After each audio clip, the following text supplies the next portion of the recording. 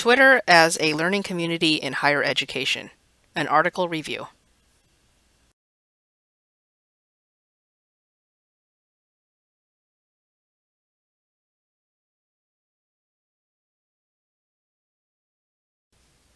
The use of information and communication technologies, also known as ICT, such as social media and the internet, is used in both leisure and in academics.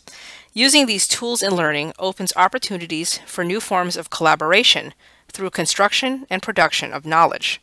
With this in mind, it is important that teachers improve their skills in using ICT, as social media and the internet are vital in bridging the gap in distance learning through their ability to promote feedback and input. Social media gives users opportunities to generate and facilitate communication, share links to other online resources, and present content that is not limited by the physical confines of a classroom. Although social media is often used at leisure by younger generations, many users do not have an expertise in this tool for it to be effective at the academic level. According to the authors Ricoy and Felice, the use of social media as a didactic tool is still at an incipient stage, despite the accessibility made by their application. The study involved a group of 39 participants ranging from ages 21 to 50 from the Universidad Nacional de Educación a Distancia in Madrid, Spain, in the master's program class entitled Social Networks and Digital Learning. Of the 39 people who participated, 19 were students in the course, 2 were course teachers, 2 were other teachers in the same master's program, and 16 were external participants. Genders were balanced, with 20 male and 19 female subjects. The researchers developed 3 hypotheses for this study. Number 1. The self-driven participation of higher education students in activities would increase as their own technical competence of Twitter improved. Number 2. Despite the main activities being released from Monday through Wednesday, student engagement would remain constant throughout the week because of Twitter's open medium and asynchronous nature. Hypothesis 3. The depth and complexity of individual tweets would increase as students master the limited 140-character Twitter platform, learn to link outside resources to tweets, and retweet other peers' tweets. The study was conducted both qualitatively via virtual ethnography, via Google Drive Diary, and tweet sorting, and quantitatively using analysis of qualitative data, AQuad software, to further analyze the teacher's Google Drive diaries, the recorded web conferences, and the final student reports. Excel 2007 was used to perform statistical analyses of tweets produced during the study. As part of the ethnographic portion of the study, the teachers in this Social Networks and Digital Learning class logged their experiences, successes, shortcomings, technical issues, and thoughts about the Twitter activities onto a Google Drive diary. Hootsuite, a social media management dashboard, was used to monitor, collect, and organize tweets sent via Twitter, enabling results to be sorted by time, date, and hashtag usage. The latter was required in tweets to differentiate for various lessons and reasons for the tweet. For additional guidance, students were engaged on a specific learning platform using weekly web conferences. Lastly, students wrote final reports reflecting upon their experiences with activities and feedback at the conclusion of the course.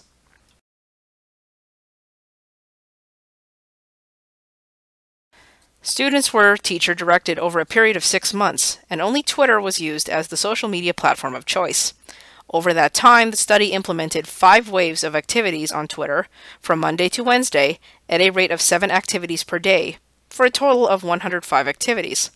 These activities were grouped in 12 categories: debate on social media, adding new information via resources provided as a file attachment, completing information on an individual basis, using content analysis techniques such as SWOT, strengths, weaknesses, opportunities, and threats, creative linking of ideas through use of dedications, clever games with literary licenses, conducting information searches on the web following specific instructions, requests for analytic changes in the titles of activities provided, collaborative creation of designs based on a specific proposal, questions on opinions about or experience with social media, assessment and review of contributions on tweets displayed, and word and letter games on curriculum design.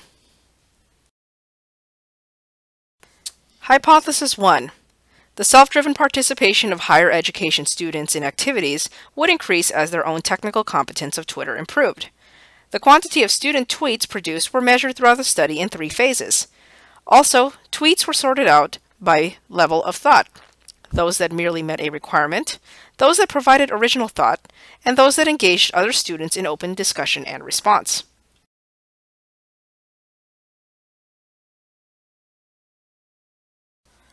Hypothesis 2.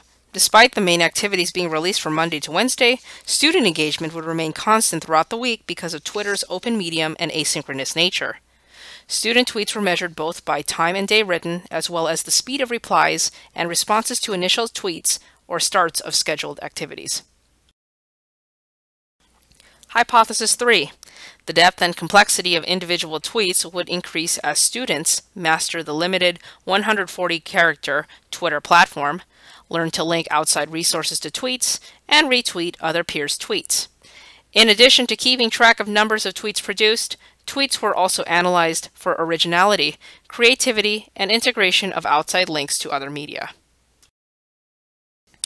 Quantitative results were split into 4 categories: the number of tweets, degree of concentration depending on the day of the week, response delay time, and number of retweets occurring per week. A total of 3,036 tweets were published by the participants during the study. In response to Hypothesis 1, the production of tweets increased in a steady upward curve throughout the 6-week study, peaking at the 3rd week and falling to a level similar to the first 2 weeks by the end.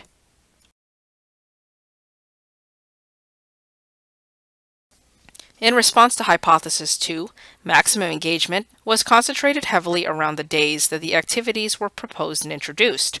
Participation on Twitter tapered off through the remainder of the week, Thursday through Sunday, with the weekend seeing the least amount of student interaction. Responses received a very quick turnaround, but continued discourse was not sustained very long after the initial post.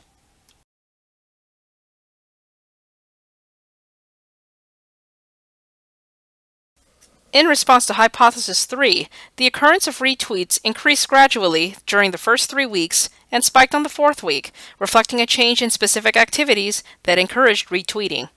The number of retweets by the end of the 5th week was significantly greater than the first week. The study concluded that Twitter can be used as an effective and meaningful tool to increase academic involvement, communication, and collaboration in a higher education environment that is based on distance or online learning when it is used as the primary method of discourse between students and teachers.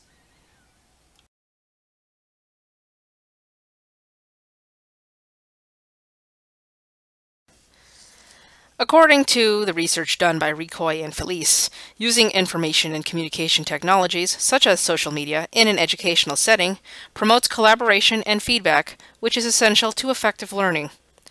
As the article of the title states, the purpose of this research is to investigate Twitter's sharing format and how it can form a learning community through directed usage in an online class. As Twitter is an observable medium in which data can be collected, its effectiveness in an educational setting is researchable and can be analyzed in several different methods. The introduction provides an effective justification for the use of information and communication technologies as a key component in online learning. The authors use a blend of older, relevant sources such as Vygotsky, as well as recent sources to create a framework of technology being an evolution of proven learning methods. Primary sources are pulled from many topics ranging from effective teaching practices to various types of existing social media. The authors do address briefly that there are downfalls to using Twitter in the classroom. However, the amount of quality sources used to support the potential of this social medium provides evidence to the contrary. Also, the authors draw sensible conclusions from the works cited that are relatable for those who already use social media. The article included both specific questions that the authors wanted to answer, as well as several hypotheses to be tested. The questions acted as a guide toward proving the validity of each hypothesis. Each hypothesis does state an expected relationship between the actions of students while online and was tested through the use of the Twitter platform among all of the test subjects. The sample population used in this study, a 39-person graduate-level class about social networks and digital learning, was sizable, quite specific, and supports the goals mentioned in the title of the article and in the introduction. The ages, backgrounds, and technology experience levels of the sample covered a wide range of skill levels. Although the class's nature and subject matter lent itself to a Twitter sharing experiment of this magnitude, I wonder if this overall activity format would work in courses whose topics were not focused on technologies relating to the internet. Upon seeing the extremely specific nature of this class, I was skeptical at how the results of this study would carry over onto distance or online learning involving a non-technologically related topic, such as history or mathematics. The software used to collect and sort out tweets, Hootsuite, is designed to provide a user a visually understandable interface to interact with the messages and interpret them. However, the authors mentioned the development of tweet quality over the course of several weeks, but did not provide actual samples for readers or screenshots of tweets to use for comparison. In addition, the description of the class web conferences to assist students during the study was vague and was not mentioned as a factor in the data. Usage of Excel 2007 for numerical data interpretation did suffice and created clear graphs for this article for the quantitative findings. I found the study's analysis to be partially incomplete, relying nearly on numerical data alone and not also referring to the qualitative ethnographic data that the study was also collecting simultaneously throughout the course.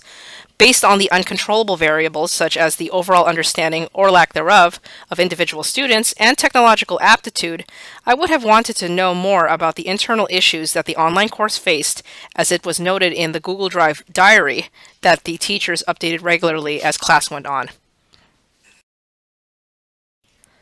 All results were cleanly presented in usable graphs and sorted out by class week. There was an obvious pattern that matched with the original hypotheses 1 and 3. However, hypothesis number 2 was found to be incorrect as Twitter usage dropped drastically as more time passed from the original assigned activity. The authors did note this discrepancy and speculated that this pattern resulted from the varied lifestyles and student commitments outside of class. I agree with the conclusion of this study. However, I would have liked to see more examples of tweets that the authors considered as low-level versus a higher academic quality, and what determined their basis of mastery of the Twitter platform. I would have also wanted to see more data on the effectiveness of the web conferences that were designed to provide technical support and offer advice on best practices when using Twitter. By basing most of their conclusions of Twitter engagement on a numerical value and not adding a discussion on the criteria of success when tweeting, it became challenging to accept their answers to their hypotheses as completely justifiable without the additional supporting details from the ethnographic portion of the data collection. Usage of Twitter in higher education is feasible. However, as the authors have stated in the article, the extended use of social media in education is still in its infancy, and there are very few studies of this nature that have been done. Although there are parts of the study in which absolute validity can be questioned, there are many good points that warrant additional studies of a similar nature.